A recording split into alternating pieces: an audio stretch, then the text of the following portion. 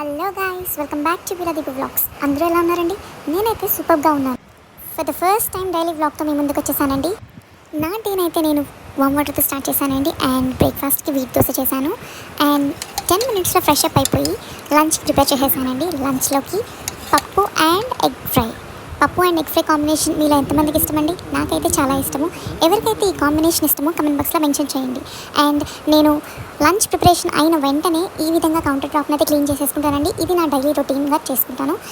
ఇలా చేసుకోవడం వల్ల మనకి కౌంటర్ టాప్ అనేది నీట్గా ఉంటుంది అండ్ హైజీన్గా ఉంటుంది. అండ్ ఆల్సో మనకి మైండ్ కూడా ఫ్రెష్గా ఉంటుంది. సో ఎంతమంది ఇలా డైలీ కౌంటర్ టాప్ని క్లీన్ చేస్తారండి?